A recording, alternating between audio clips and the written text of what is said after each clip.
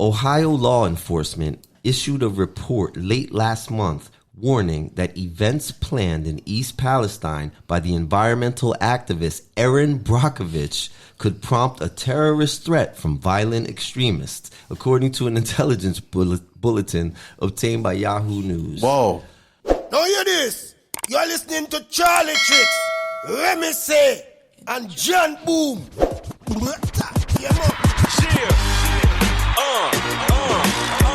Yeah, buddy.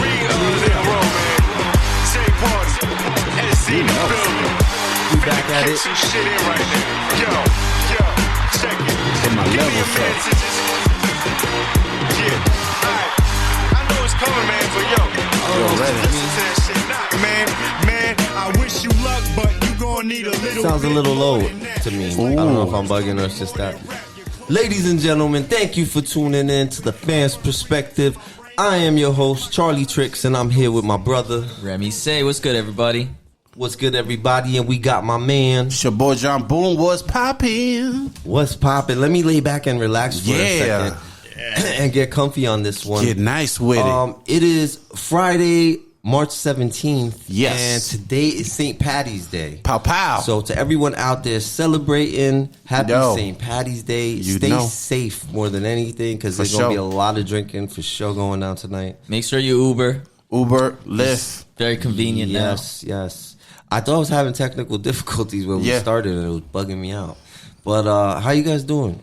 Yo, we're doing pretty good, man. It's Friday, you know what I'm saying? St. Patty's Day, green in between day, you know what I'm saying? Get your green beers, get your green shirts, get some green money, man, and happy St. Patty's. Everything's good. jhanboom in the house. Bitch. Let me say. Never been a fan of green beer, but yeah, St. Patty's Day used to be a crazy time for us. Lots of Hoboken trips, just senseless journeys, but now, you know, I'm ready to relax and not go crazy. Yeah, shout out to Facebook for bringing back the 12-year memory of the St. Patty Day marathon. We used to go from Friday to Sunday. Oof. Wicked. I can't even think about that anymore. And those BlackBerry pictures are terrible now, man. I can't even remember. I know I can't. I don't want to remember. Yeah, because I haven't drank in so long it's a that shit show.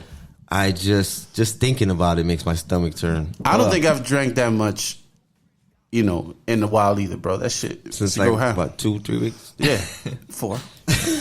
Super Bowl. Anyway, getting to the show. Last week we sounded off on the topics that we were going to go over. So this week, I guess maybe we'll do that. We're going to talk about some of the struggles in NJ colleges. Yes. Right? Some Got problems. a little story about that. An interesting but fun piece of news for me. Erin Brockovich gets put on the terror watch list in Ohio. Whoa. Watch out for is wild. Played by Julia Roberts. Yes, best movie. Remise is going to go in hard on the Project Willow story that's running around right now. Let's go. Drilling in Alaska. Yeah, for the environmentalists. And you know what? Since we're talking about that, follow that up talking about just a little mention on the Ocean Treaty that was just signed in the UN. Pow. And then we're going to come back with another local NJ story. jhanboom, bringing the local news, baby. Call me Channel 12 unsigned. Yeah. But we'll have some more stuff going on. Let's get into it anyway so we don't kill too much time.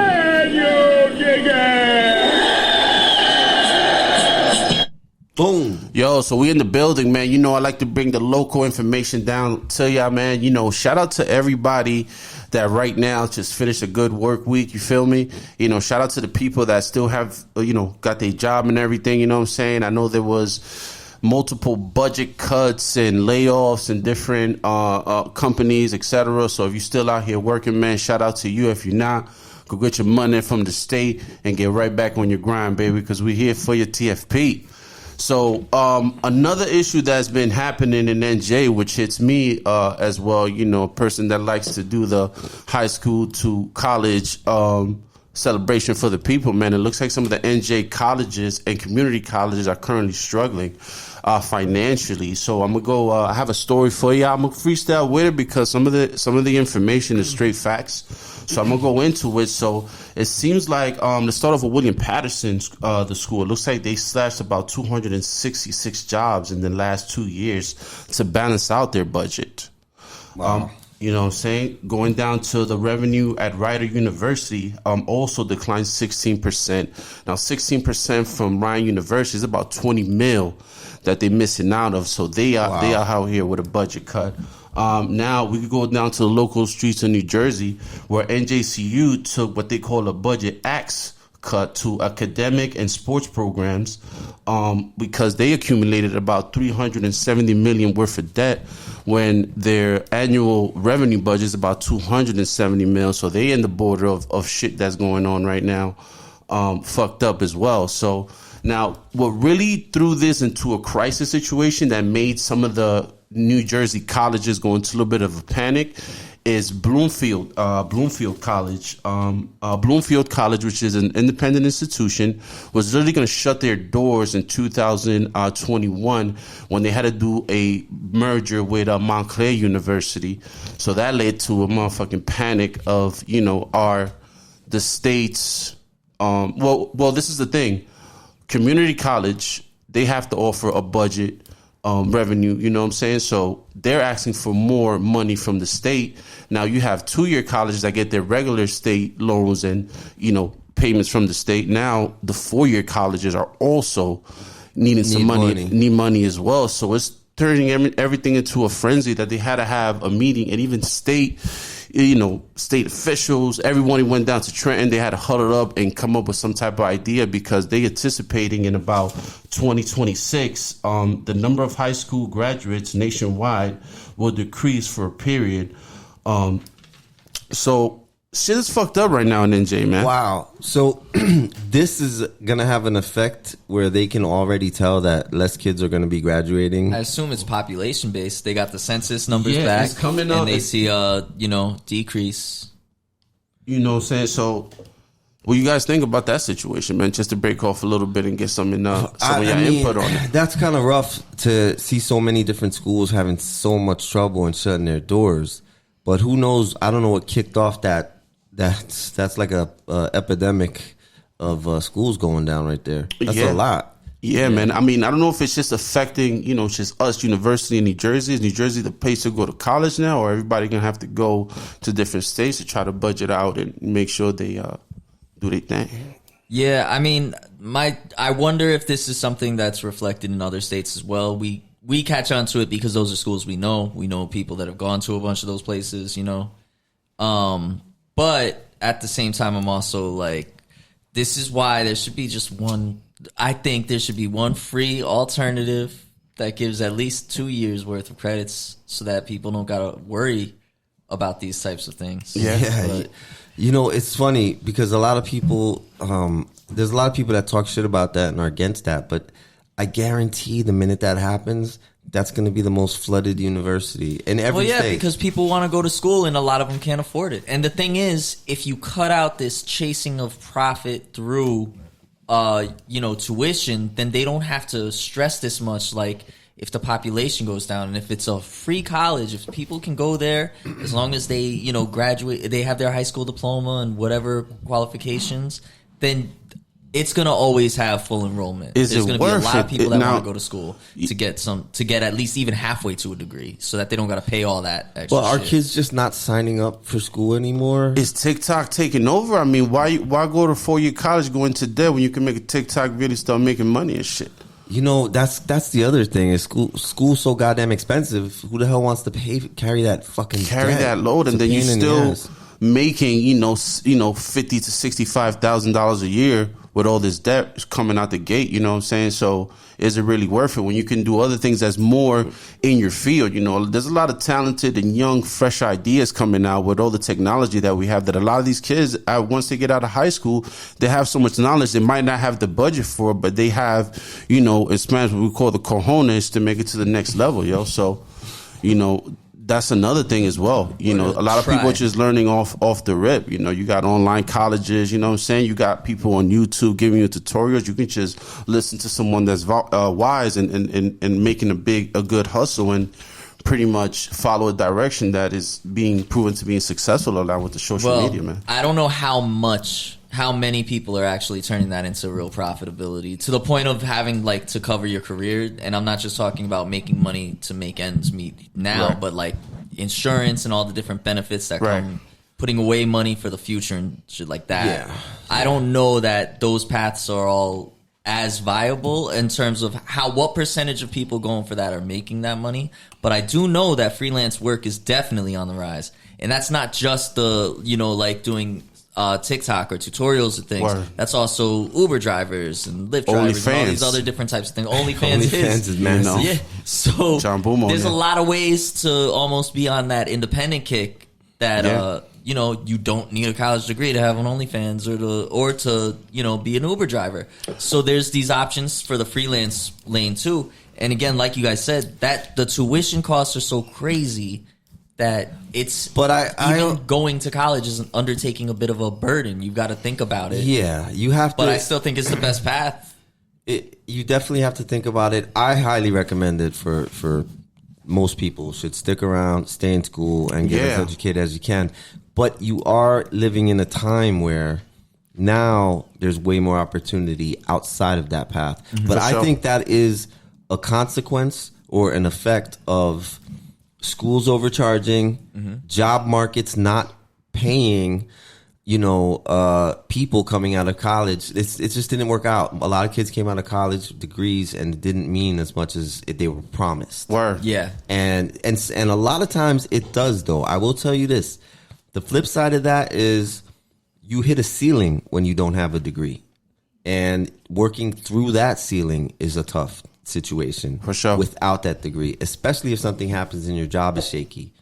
But, it can be done, But at the same time, having that degree, while it's not a guarantee, Yeah. it's icing on the cake if you're doing well with yourself. For sure. It's there you go. It's a lot, it's a lot. Once you have that degree, you have a lot more, paths that open up and move. I think they progress faster in a lot of ways. Of course, there are, certain paths that are huge, but Well, you have access to higher level positions. and also going to college, there's also the fact of meeting people and building the types of connections in those career paths. You go into these classes for this specific career, you meet a bunch of people with the same interests that are going to be working in the same industries you do. So you also make connections that way. Yeah, You know what I'm well, let me bring this back around. So, Yeah. Johnny, the whole story about all the schools going through the budget cuts and shutting down is horrendous. Yes. Especially knowing that it's a lot of local schools and homegrown. I had no idea that Montclair absorbed Bloomfield. Bloomfield College. Yes. Yeah, This pandemic fucked shit up, man. You know what I'm saying? between the lockdown, kids getting tired of that whole thing, schools getting shot the fuck up. Yeah. Yeah. Can't forget that. That can't exactly be encouraging. Yeah, And right on. also, there's remote school too now. You don't have to attend a college campus to go to all your classes anymore. So Right on. There's a lot of different ways that the college landscape is changing, I think. But it sucks to hear that it's the schools that probably should be the most affordable, the state schools, that are taking these massive cuts. Yeah. Yeah. All right. Let's move it on from that. Pow. You're listening to TFP, the fan's perspective. So I came across this story, it's pretty amazing. I actually saw it on TikTok. Speaking of TikTok, and it's a dude who puts out really good news clips, and so I went and pulled the story myself. But this is damn near unbelievable. I'm just gonna read right from the top. Ohio law enforcement issued a report late last month warning that events planned in East Palestine by the environmental activist Erin Brockovich could prompt a terrorist threat from violent extremists, according to an intelligence bulletin obtained by Yahoo News. Whoa. Not Aaron. I don't even know if I have to go in with the rest of the story, just with that one line right there. I mean, Erin Brockovich, she's for the people. On the terror threat list. It's an award-winning She's movie. always been for the people. Oh, Julia Roberts, look at that shit. It just goes to show you, man. Let me continue anyway. Let's go. Dated February 24 and distributed to law enforcement agencies by the Department of Homeland Security, the Ohio Statewide Terrorism Analysis and Crime Center Terrorism Analysis Unit, Situational Awareness. Whoa. It's a really long name. STAC TAU. Damn. report obtained by Yahoo News assesses that special interest extremist groups will continue to call for changes in governmental policy, which may lead to protests in around East Palestine and or at the State House in Columbus. Whoa. What the report then singles out the reaction by Brockovich, a whistleblower who helped build a successful lawsuit against the California utility company Pacific Gas and Electric in a case involving contaminated groundwater. We all know that story. On the 24th of February, environmental activist Erin Brockovich is scheduled to be in Palestine to explain to residents legal rights. Brockovich has urged the community to use common sense, ask questions.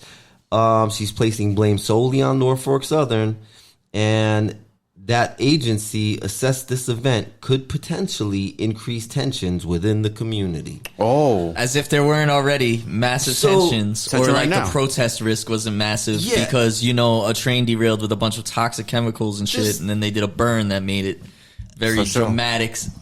Mushroom cloud in the sky. None of that. I'm sure Erin Brockovich arriving is going to be what tilts. What about jhanboom arrive? Would it be the same thing? Maybe. They might warn people about you, bro. When you arrive, it's more like the derailment. God damn.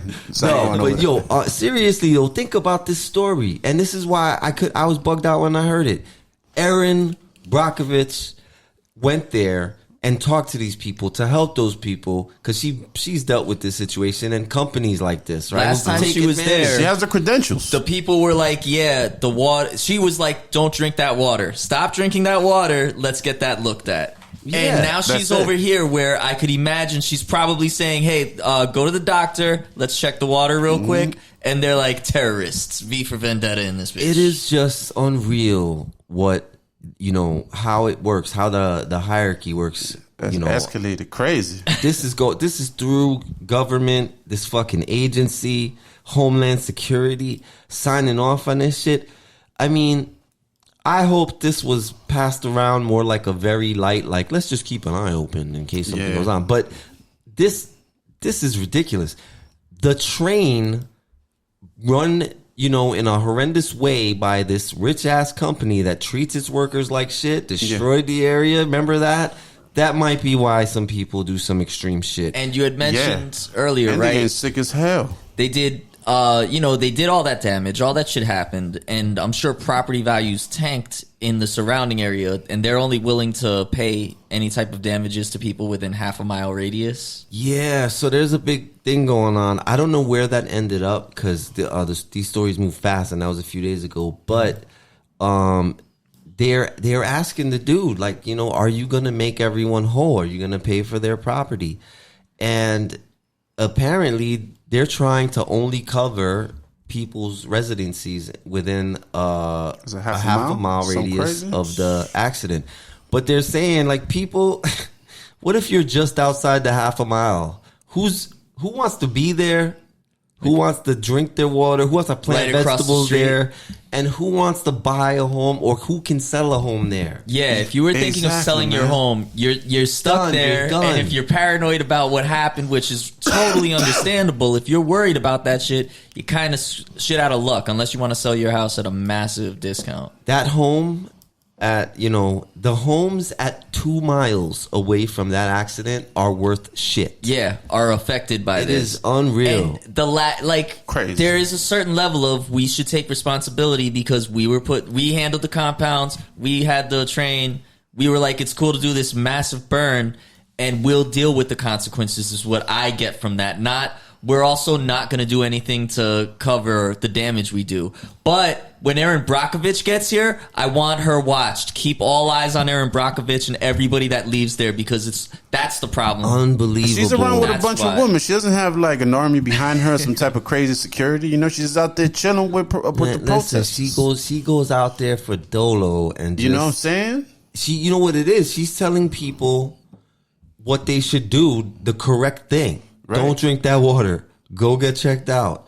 You know, explaining. But aren't they also giving the people the run around? You was explaining before, like these people, they go into certain locations and they just getting sent to another. So they get sent to do testing as recommended. Right. by their doctor to a certain facility. They go to the facility. That facility says, no, you got to call this number and go here.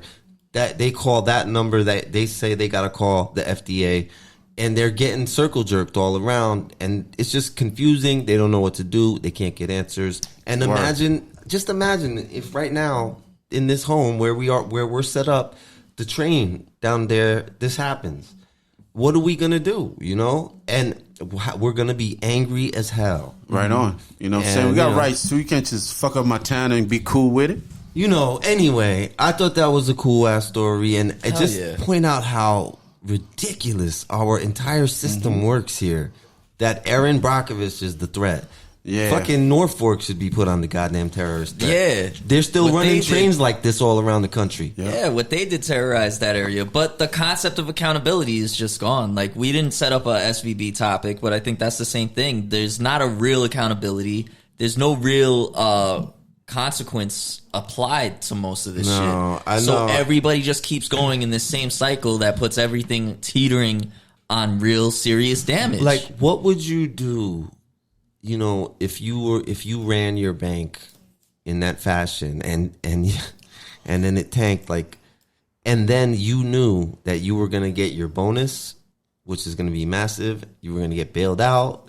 You know, like, you're covered. Are they doing that right now, though? Are they doing any reconstruction, cleaning the area? Like, is it on a standstill right now? Like, what, you mean for Ohio? Yeah. What's the right now state of Ohio? I don't know how far along they got. They were taking soil tests. They've been testing the soil, keeping an eye on things like that. Were real light. But yeah, I'm not sure how much else can be done when you leak certain chemicals or if they go into the atmosphere. I think the idea was that atmosphere is massive, so the burn dissipates in that much air. Got you. But then the part about like anything leaking into the groundwater, creepy shit with all the dead fish, those types of videos, people reporting certain types of signs of side effects, all of that's there. And, you know, maybe those soil samples are taking a little too long, you know, to let them know, or maybe they won't catch it till it's too late. But like, we've seen so many situations where people are being poisoned by their direct environment. Flint, you know, like that. It's easy to be skeptical when it's like, oh, we'll take Norfolk's word for it. Who the hell are you gonna trust? You know, speaking of that, I was gonna move this along, but since we're into the conversation, we balls deep. I saw this funny ass clip where Elizabeth Warren's being interviewed, and the lady says something like, "Oh, but the banks do their own stress testing," and Elizabeth Warren laughs, so like she cracks up at the lady, and she has to like turn her head, and then she responds something like, "I was a teacher, and we don't let the students grade their own tests," some shit like that, and it's just like, wow, like it's just stuff like that, man. And you see these situations, you know, this was a scumbag situation by a company that just does scumbag shit, man. It's that chase for the maximum profit. That's what it always comes down to. They need to have the biggest train possible, transporting the most shit possible, and it's the same with the banks. We need to make the most profits. They could be less profitable and by taking on enough, like, less risk and be insured, federally insured. Oh, bro. But they're like, no, we want to grow exponentially fast, and we need to do it real quick. Therefore, we have to take all these risks. And then when shit goes bad, it's like, well, we got so big that if we fail, the whole economy is going to collapse and everybody is collateral in that case. And then the government bails them out. But there's also nobody getting in trouble for it. There's not like some type of fine. There's no, we're taking back sections of this bank and, you know, doing some type of public domain control. It's just crazy. Don't worry, Erin Brockovich. We got your back in TFP. We got your back. Pull up down there, too. Be on the terrorist watch. All right, let's move this right along. We took a lot of time on those two topics. Yeah, it's sexy. But yeah, I didn't mean for us to go off on such a tangent. But what an amazing story. It's so crazy. Can you dig it? You're listening to TFP, the fan's perspective. All right, ladies and gentlemen, we right back at you. We're going to come in with a dope story we mentioned I'll let you take it. I'll just take it from here, Remy. All right, so I'm going to talk about an article in The Guardian by Oliver Millman, Nina Lakhani, and Manvi Singh. It's called Biden Approves Controversial Willow Oil Drilling Project in Alaska. But before we get to the article, I do want to quote him from the Democratic primary debates in 2020. It was on March 15, 2020. Joe Biden. Right? Joe Biden was in the debate, and they asked him about his climate change plans. What's he going to do for the environment? And he said, number one, no more subsidies for fossil fuel industry, no more drilling on federal land, no more drilling, including offshore, no ability for the oil industry to continue to drill, period, ends number one. And that sounds hella bold, but like right after the debate, his campaign kind of came out and was like, we want to clarify that he means banning no new oil and gas permitting on public waters and lands. And why that's important is because there's a shitload of land, public land and waters that's already leased to these companies, which is how, this project can be approved without necessarily breaking that campaign promise. So you always want to be careful about how you look at these sorts of things they say on the trail. Perception is everything. Be very smart. Be very focused on how they say things, not just what it sounds like, But Joe Biden is fun. So I don't know, man. I'm just, my bad, not to clear. I'm just thinking, and the way he's been speaking and shit. Like, I think me and him maybe got something in common because he always sounds like he had about 2 shots a time, yo. That's what it is. He probably meant to throw in that no new, but it's just he was like feeling himself and got into it. He's kind of, he's that way. But let's get into the article. The Biden administration has approved a controversial $8 billion drilling project on Alaska's North Slope, which has drawn fierce opposition from environmentalists and some Alaska Native communities who say it will speed up the climate breakdown and undermine food security.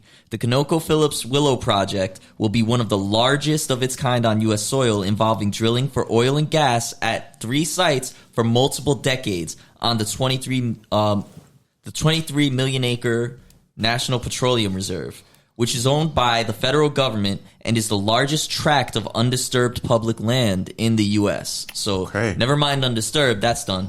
Wow. It will produce an estimated 576 million barrels of oil over 30 years, with a peak of 180,000 barrels of crude oil a day.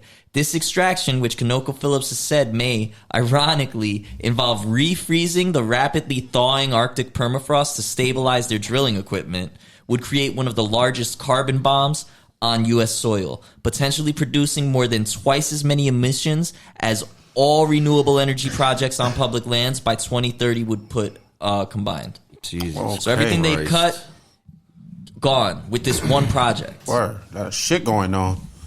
Yeah, that's wild. Yeah, so it continues. In all, the project is expected to create about 260 million tons of greenhouse gases over its lifespan, the equivalent of creating about 70 new coal-fired power plants. God damn. Well, what the hell are we shutting down coal fire plants for if this is what they're going to do? Look at how good we're doing shutting those down. We're just going to... Everything is fucked up everywhere, man. What state is this happening? Alaska. Oh, Alaska. It's untouched, undisturbed land. Well, there's native populations. That's the other part about it, right? So, they're going to destroy the environment in an area that is pristine right now with who knows what's under those frozen, they're just going to pollute the shit out of that whole thing. Yeah. Everyone who lives up there, sources of who knows what under that ice. Who gives a shit? We got oil here. So, and let's talk about the people in that area. The local people, just like this Ohio story, who are going to be screwed over by this potentially. So, just to throw this out there, the article includes angry comments from like environmental groups are pissed off, Native American groups are pissed. Al Gore is quoted in this article, so he pops up for these environmental stories. This is the part about the local communities. I pulled it out because I was like, Jesus. But according to the Native Movement, a grassroots Alaska-based collective, Willow developers have done little research on the impact of the cumulative projects across the Arctic slope of Alaska, the birthing grounds of the 60,000 Teshekpuk Lake caribou herd, which are a historically important food source. Residents of Nuksut, sorry if I butchered that pronunciation, the closest Alaska Native community have spoken out about sick fish, malnourished caribou, and toxic air quality directly caused by existing oil and gas extraction within their homelands. That's what's already there. This giant project hasn't started yet. They just approved it, and they're already experiencing this shit. Yeah, this is really sad. And you know what's here? Here's what's going to happen. Some of those poor people, in an attempt to protect their homes and their lands, are going to stand there in front of where they want to drill, and they're going to get all sorts of messed up. Like the water protectors. Yeah. You know how the protests work, man. In the Atlanta protests, now everybody's terrorists, just like Erin Brockovich, apparently. Yeah, I mean, they're putting Erin Brockovich on the goddamn terror watch list. Believe me, these people who no one is watching and barely anyone gives a shit about, their communities are going to go to hell, man. Yeah. And it's just sad that this is the case. And it's even sadder that it happens under Biden, who made the statements he did. Damn it, Biden. But like you said, it's all promises. a matter of perception. But yeah, so let me throw this out there too. This was actually originally approved by the Trump administration. So after, this is straight from the article again, after the project was given the green light by the Trump White House, a federal judge reversed that decision because he ruled that an earlier environmental review was flawed. So the first review they did to be like, yeah, we can do this, it won't hurt anyone. Word. Yeah, that turned out to be bullshit. And then Biden's Interior Department conducted their own environmental review, and they were like, we're going to scale it back from 5 drilling sites to 3. And they treat that like a real, they did something big. We compromised here to make sure we take care of you. We only kill some of the environment. Yeah. Not all of it. And here's a note from the article. Alongside the Interior Department's February review, officials expressed substantial concerns about even the scaled back plan's impact on wildlife and native communities. Damn. Jesus. So the concerns are there. The concerns are absolutely there. I did want to note, why would they go forward with a project like this? You know, but of course it's money. Alaska's 2 Republican senators and the state's sole congressional representative, a Democrat, had urged the administration to approve the project, which they say would boost the state's economy. Some Alaska Native tribal organizations, including the Inupiat community of the Arctic Slope and the Alaska Federation of Natives, have supported the project for similar reasons. The deal will make it possible for our community to continue our traditions while strengthening the economic foundation of our region for decades to come, according to Nagruk Harkachek, president of the Voice of the Arctic Inupiat group. But environmental groups and tribes, including those in Nuksut, have countered that any jobs and money the project brings in the short term will be negated by the environmental devastation in the long run, which is kind of what we were just talking about. I mean, here we go. Let's chase the profits now, and then when the problems come later, let's see how interested everybody is in dealing with the accountability of taking care of everybody that's stuck in the fallout of this garbage. It's the only interest that goes into that part is who can make money off the cleanup. That's about it. But it's a sad situation because think about it, man. It's kind of common sense to me to think, hey, protect the fucking environment. If you're going to do all that damage, you probably shouldn't drill there. Leave it alone. But, you know, there's a whole bunch of people who agree with the rationale, and let's do it. Let's make the money. It's like, you know, we need that oil because you saw what happened when, you know, the Russian invasion of Ukraine and these oil issues for security. Now I got a question, oil, you know? Is Nuksut, is that one of the tribes? Yeah, I think so. Okay. Or an area. It's definitely like native tongue. Word. That's a cool one to be in there. Give them a Nuksut. You know what I'm saying?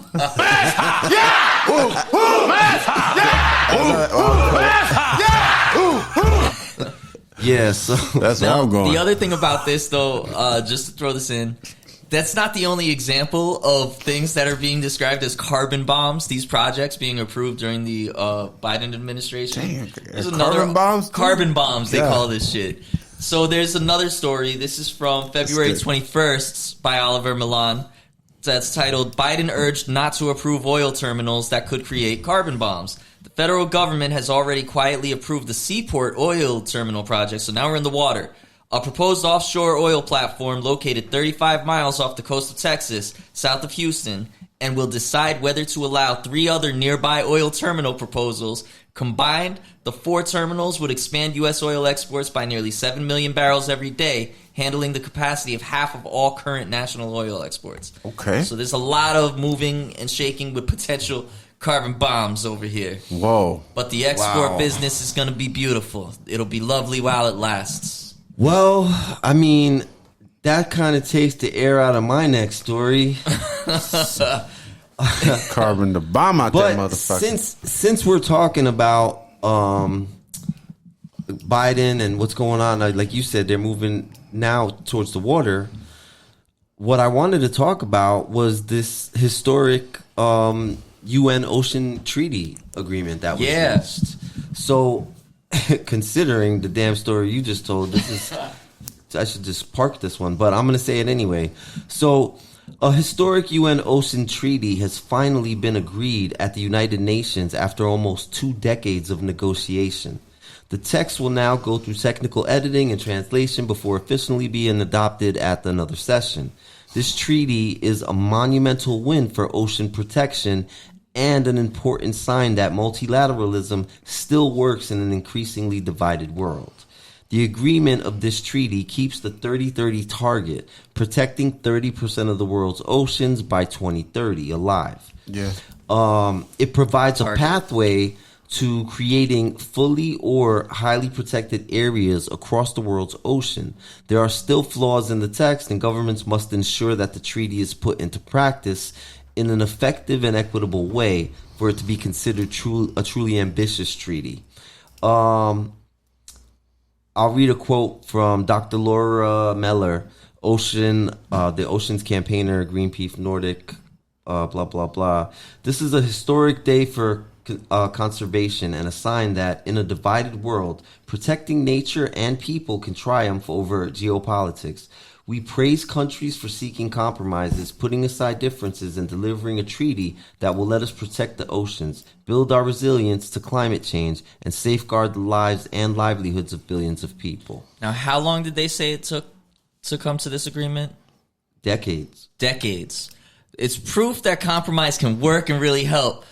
It's going to take a while to get to this compromise that's really going to change everything. 2 decades of negotiation. 20 years negotiating while this bullshit continues to happen before they're like, okay, now we're ready to start to try to reach our 2030 target. Or 30-30 target, was it? Yeah, so 30 by 30. So basically, the thing is, there's the planet is covered mostly with water and sex. It's a very tiny portion of it is protected right now.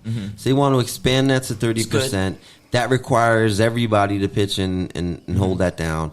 Took a lot of work, but it specifically says in here, let me find that part here, because you mentioned about the U.S.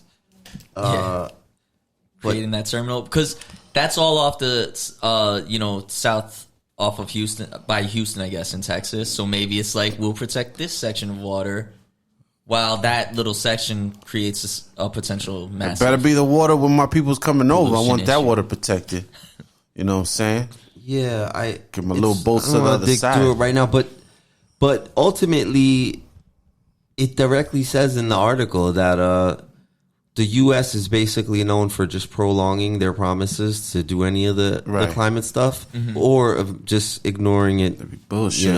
It's always a target. It's not necessarily, there's not like, if you miss the target, you're in trouble, you're kicked out of the UN or any shit like that. It's just, you missed the target. So they were saying like all the fucking U.S. promises, it's kind of like never met and just blown away. No new drilling. Like nothing. Joe Biden don't remember no that. drills, no oil projects, blah, blah, blah. And then it's like, well, actually, what we really meant was... But nobody know nothing. That's why I said that your story kind of takes the air out of this story. This is a story about this historic agreement. And yes, protect the oceans.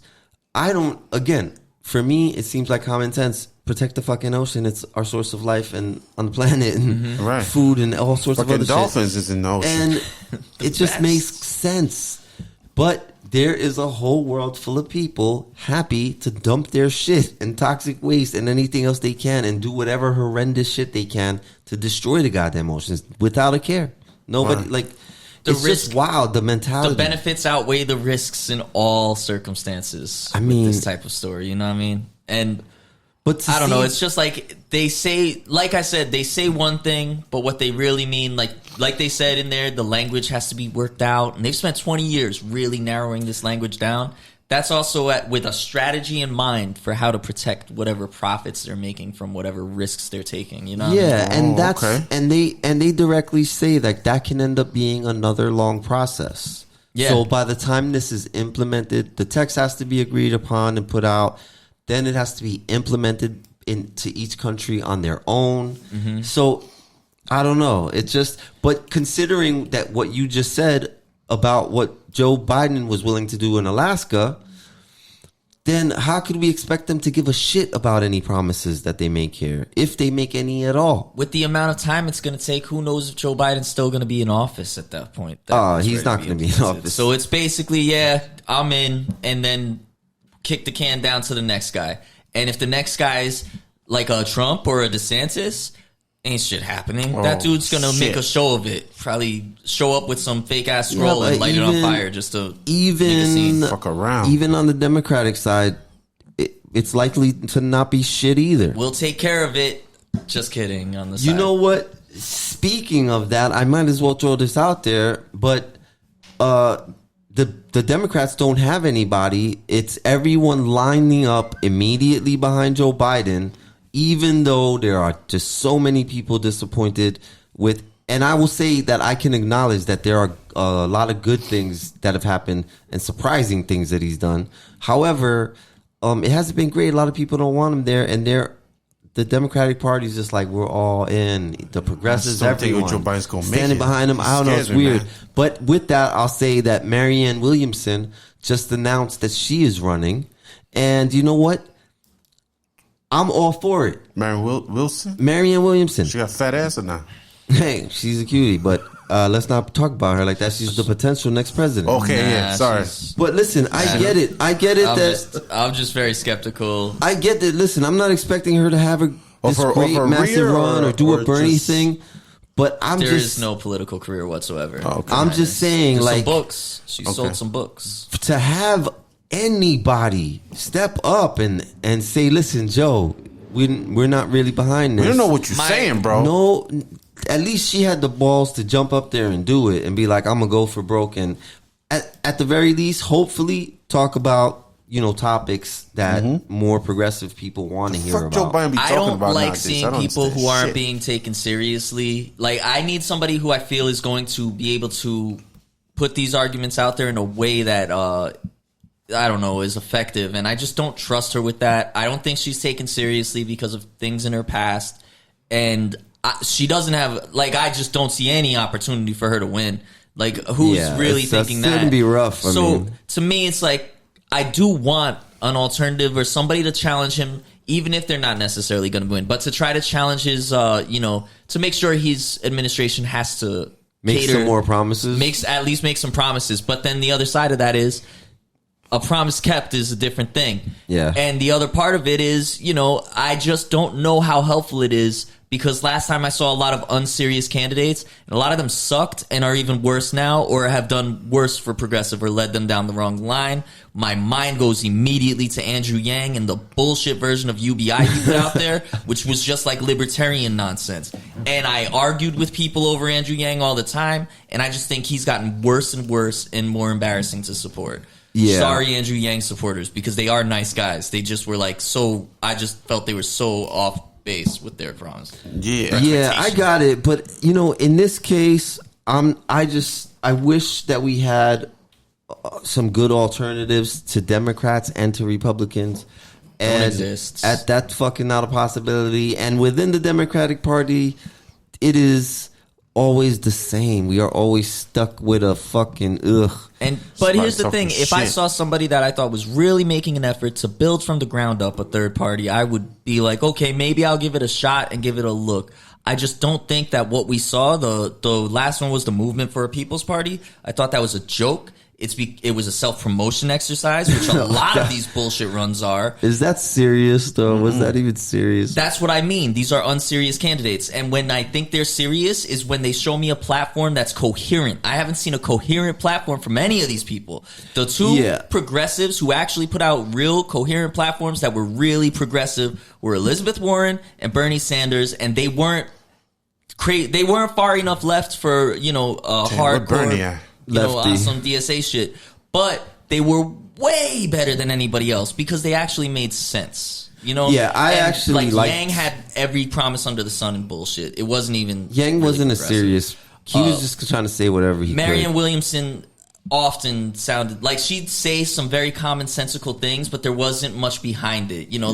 I always give her props for being the only one that was just like, reparations make sense. There was slavery. Of course reparations make sense. That should be a no shit comment to me. Like, we could figure it out. We could do some type of study for how to do it properly. But that was a good one on her part. But last time she ran, I didn't think she was a very serious candidate. I didn't have an easy time taking her serious. I think she That's my honest take. I think she sounds a lot better now. I think she's gotten a lot more together in how she presents herself and comes across when she interviews with people. And I think she knows what to expect.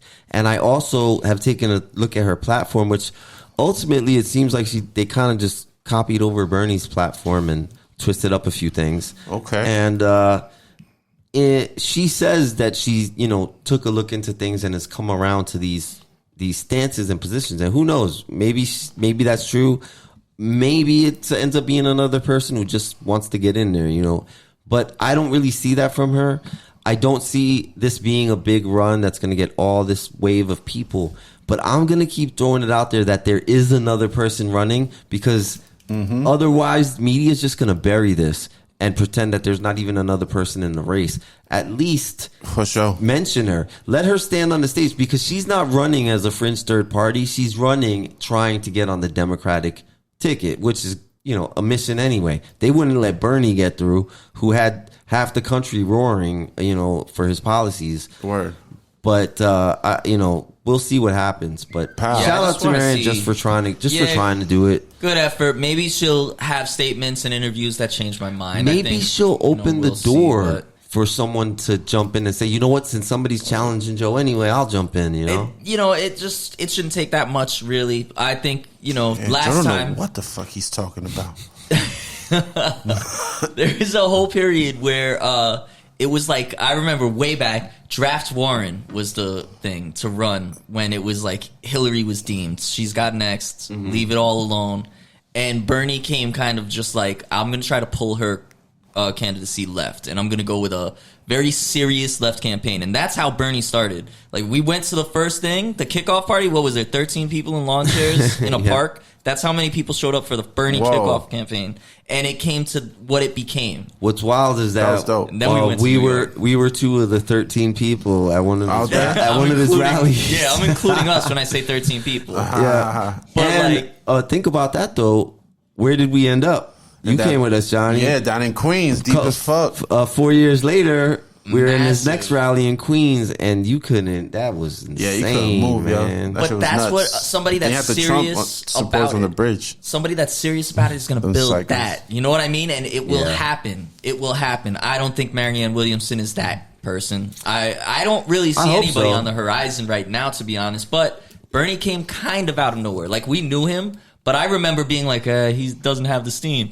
And he just really put it together and had an impact. And the timing's kind of solid for a progressive to make a statement right now with these stories, with the environmental stories. But with don't you feel like Cop City stories and things maybe like it's that. just me, but do you question why some of the people like that are progressive in the caucus have just kind of fallen in line behind Biden?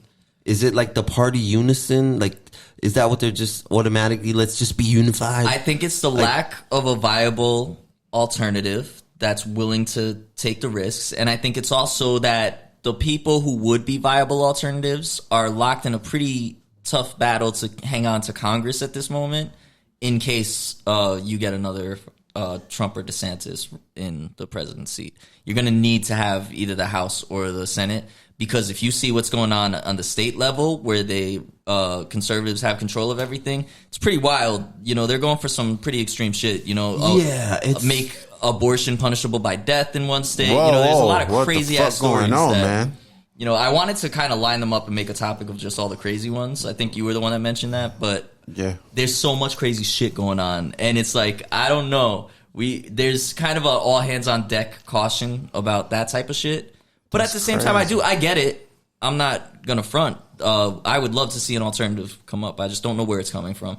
I would like to see a Gretchen Whitmer run or somebody like that, who's just not even like a super progressive, but just somebody who's going to be left with Biden and a serious candidate with a track record at least. Yeah, but that's what I'm saying. Like, it's almost like every single one has just been like, okay, yes, it's Biden.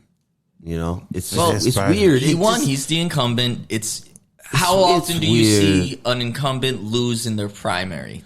Is there a precedent for that? I'm not even sure. But there are usually in politics some, you know, I'm gonna give it a run I'm gonna take the spot. Like there's one or two. Nothing. Everybody's just, I'm all Joe. He did that good for them? Well, I mean, I don't think it's even he did that good for them. It's just he's got all of the, once you have a certain amount of support that's guaranteed, it's kind of like it's such an uphill battle that you go, you know what? Let's compromise for now. If we can get him one more term, then we'll make the push when he's out. Well, I guess because if you're looking down the line, who's next after Biden? I don't think Kamala Harris has been very good either. Buttigieg, all of the travel disasters are actually like, that's on him as far as he runs the Department of Transportation. Those are their like top two front runners that they want to put up next. I think if you're a progressive and you want to, maybe if you wanted to build some type of infrastructure now, but I think you could do it low key and prep yourself to be running against one of those two, because they're in a much weaker position, I think, leverage wise, than trying to beat Joe Biden, running for a second term, and also still running on the threat of, Trump or DeSantis and the nonsense that they try to promise and all that garbage. There's a lot of shit going on in the political world. Yes, there is, and once again, we will continue on any rant forever. Yeah, but yeah, man, I guess that's just some shit. That's how it goes. So hopefully we do see some more people come out the woodworks and run, and hopefully there's another spark out there. Maybe it'll be Marianne. Maybe it'll be some like person who comes out of nowhere. It's gonna be some Gen Z motherfuckers just qualifying. Some TikToks, not even TikToks. There's gonna be somebody though who creeps through that way or something like that. But anyway, that's why I wanted to shout out Marianne on this podcast, Marianne is. I don't think she's going to get light from a lot of places unless it's to be in a mocking fashion. So let's get more candidates who want to get out there and make some noise for that.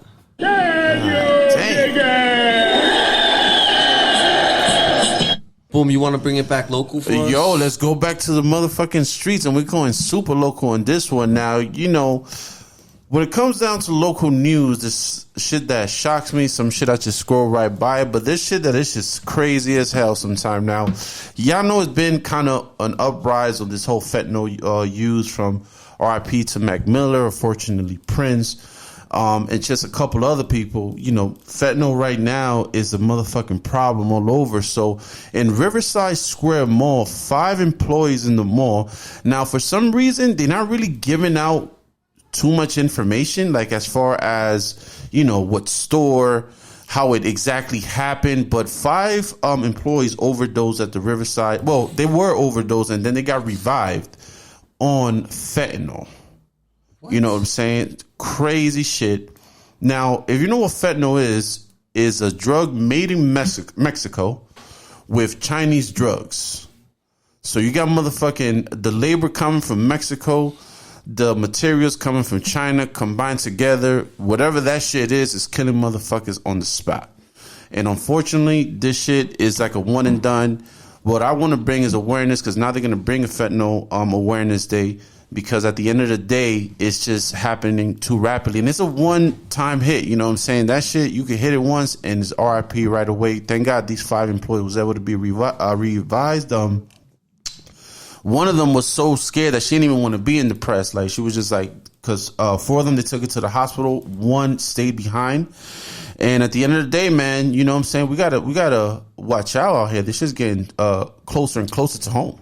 Yeah, that's a rough one because, you know, it's not like they just bought fentanyl. If they OD'd on fentanyl, it's probably heroin. Yeah, or some coke, crazy. It's cut with something. It was cut into something. They try to put some extra in. And, you know, cut back on that shit. Unfortunately, whether or not you mean for it to happen, it happens. And I know a dude who, he was a family man, and he was in rehab for some substance abuse. And he went through it. He got himself clean, and then he got out for a little while. And he started a little to back up, and he wasn't out for long. And he got a fentanyl-laced sack. Heart stopped. Guy died, you know. Yeah, super sad story, but I can totally feel that, and that's the thing. At least, luckily, you know, they by were some revived. good graces, yeah, they survived. Yeah, but, and one of them didn't even have to go to the hospital. One of them chose not to, you know, because they didn't want to be publicly exposed after, you know, they check in and they check out. Like you mentioned, there's not a lot of details. I bet that was probably to try and protect their identities a little bit, because that is it's gotta be wild story. You know what I'm saying? And also, I guess protect the store as well if it happened in one of the Riverside Square Mall. You said they didn't say the store, right? No, I mean that's what I'm saying. They didn't say the store, but it happened and they were employees, so they're not saying where they were employed at. They're just saying employees of the mall. You know what I'm saying? So it could be security, it could be one of the stores. But at the end of the day, they're keeping it super low pro, because I don't think it was intentional. I think they try to do something and it has some fentanyl in it. And because the ages that happened, it was between 25 and 41, you know, the personnel. So it's crazy, man, you know, that you could just, but at the end of the day, keep it regular, man. If you're going to do anything, weed is legal right now. Keep it in that cipher. You know what I'm saying? You want to choke back a couple, that's cool. But you know what I'm saying? Like, that shit is not cool. No sack lace, no Ziploc bags. I don't want none that is not official, This is man. the case for legalization of that shit, you know, and regulation, because then you wouldn't have to stress over getting a fentanyl laced, you know, anything. You know what I'm saying? So they could keep an eye and get people to help when they do need help if they see signs of, you know, abuse of these substances. But I get that that's controversial. That's a new idea, or it hasn't been shown in many places, but it has had success in pilots. So yeah, man. So there it is, man. Local news, jhanboom, bring you the shit. You know what I'm saying?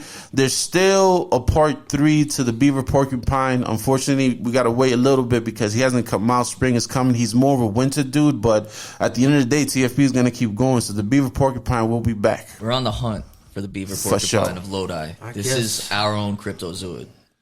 I guess so, if that's the case. This is our Bigfoot. This is Bergen County. We will get him. Yo, it's gonna be good. Beaver Porcupine. But yeah, he stood up on 2 legs and ice grilled. Yeah, I guess that's the case. We've been a little deep for a minute. You want to lighten the mood a little bit? Talk about the most recent successful horror movie. Let's go. Yeah, let's go into some horror and lighten up this bitch. Yeah, man. Scream 6 just dropped, and it broke the franchise record for opening weekend by $10 million. It had 44 million. 34 million was the next highest. Can you dig it? Shout out to Jenna Ortega, newest Scream Queen. Half Puerto Rican, let's go. Yeah, shout out to Jenna Ortega. Absolutely just destroying the game right now. Yeah, Wednesday success. Her Wednesday thing was just... The girl from Wednesday. Oh, she's in the... Oh, she's a main character. She's one of the 2 main sisters. She killed Wednesday. That was insane. And to tell you the truth, Scream 6 I thought it was really good. I was super entertained by it. I thought it was a great movie theater movie. Like, to go to the theater and enjoy the tense scenes. They moved Scream to a city setting. Okay. Which gave it, you know, that like city vibe. They were able to do a subway scare. They were able to do, you know, certain scenes that aren't available in, you know, that little suburb setting. Like, hey, somebody's walking up a dark alley, that type of shit. And they set it up wisely too. Word. So it's a fun movie. But my two complaints are, one, Scream's all about making fun of the slasher franchises that are going on, or the crazes, the horror crazes. But at this point, they're not even talking about other horror movies anymore. Word. They're basically just talking about Scream. They're making fun of themselves at this stage instead of kind of the broader world of horror. It's still great, still entertaining, but, that's a little different. And the other thing is, this was a movie set in New York City, and I was kind of excited to get a New York City vibe. Word. I didn't think they captured New York City. I thought they caught city, just any city. I didn't think any of the things felt New York. No rest. Let down, huh? So I was a little disappointed. Like, I really liked the movie, but I still want a slasher that has that New York City feel, because I think there's a unique vibe to New York that would make a good slasher movie. There's a comic called Maniac of New York that is basically saying, like, what if they did Jason Takes Manhattan the right way? And it's an incredible comic series. It's like 5 issues. It's really good. I want to see that turned into a movie, because I think that would actually capture some of the New York. Now, with the Scream character, the slasher, you think he would survive if they go too deep in the Bronx, though? You know what I'm saying? Well, have you seen The Bronx vs. Vampires? That was good. That was good. That's a good one. That was There you good. go. But that's vampires. This is just a slasher dude with a knife. It's you the know? Bronx. Yeah, Bronx don't play. They don't play out there, That's what I'm saying. He probably not going. If it's not too good to go that You can't deep. just roll up in there acting like your creature shit is gonna just go over well. Yeah, Ghostface is more of an Upper West Side kind of guy. Word. That's hilarious. You know what? I wanted to read this little blurb, but it's a little serious. Who gives a shit? Mention that Read another, it, man. just You know? one more horror thing that's just news. South by Southwest is going on. They premiered the Evil Dead Rise, the new Evil Dead movie. Okay. And people are, the reviews right now are crazy. People are calling it instant classic, super hype on it. Is so Ash I'm very in it? excited. No, Ash isn't in it. But Bruce Campbell plays Ash, is an executive producer, I believe, and he's had a big hand in the creation of it. So he's very involved. That makes me a little.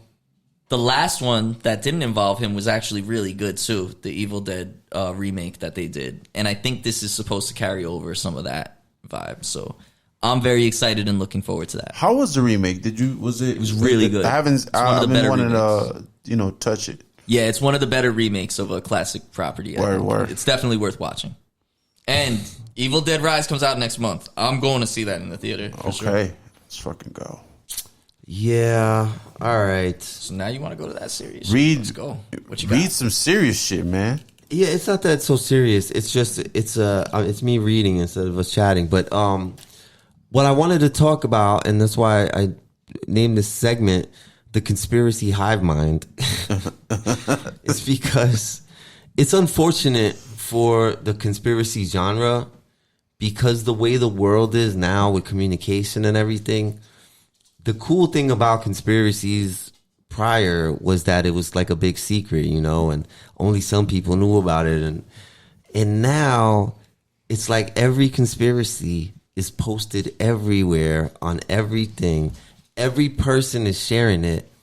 And so I find it funny when people are sharing the conspiracy stuff from an angle of like, I know this secret shit. And I'm like, Nobody so do knows you this. And 400 other people on my timeline. They're all up on that story too.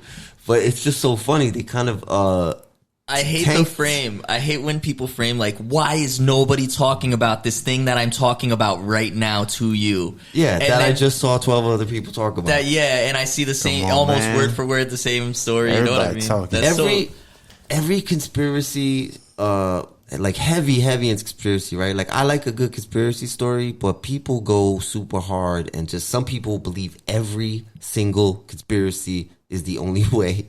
And it's so funny to watch that, because those people also believe that they are up on like a secret piece of information. Like they know. So They know what I the feel fuck sorry for going you, on. but it's just funny. So I came across this blurb, and it's called, this is just a piece from the abstract, but it says, people believe misinformation is a threat because they assume others are gullible. So I'm going to read just a little clip from that. It says, alarmist narratives. Let me start again.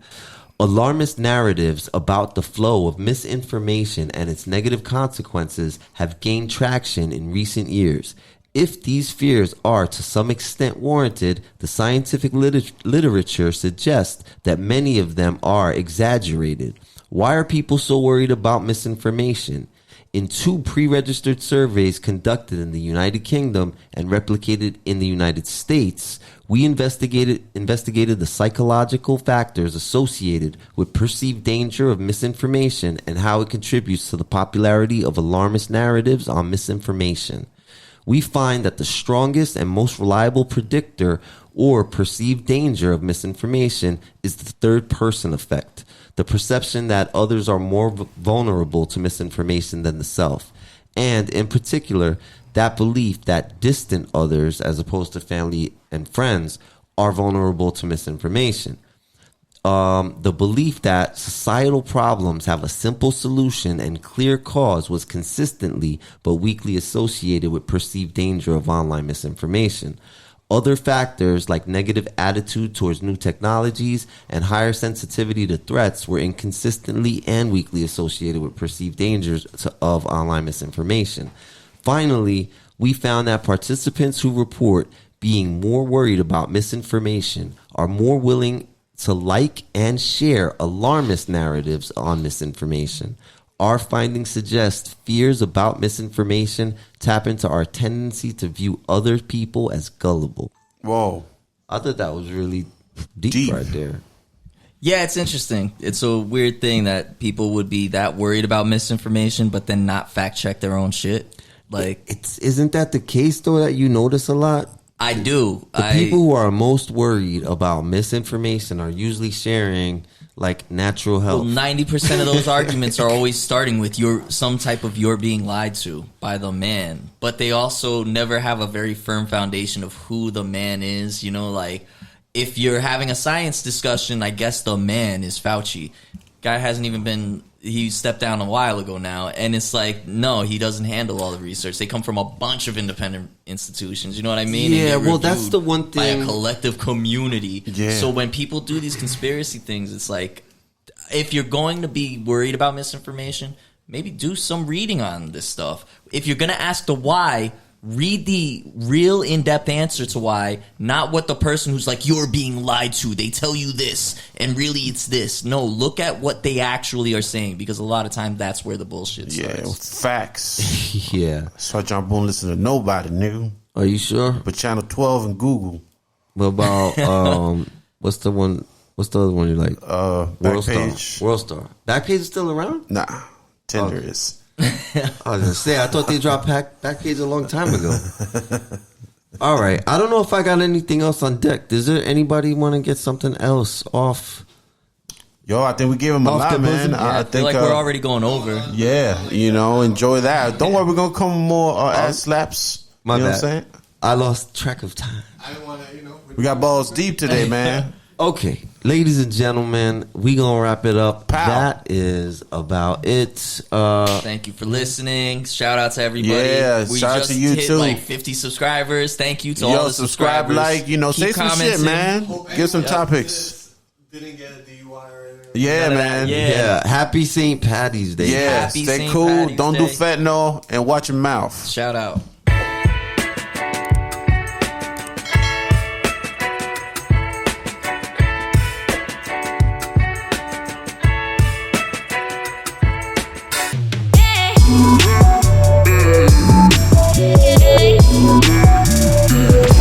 Listening to TFP, the fan's perspective.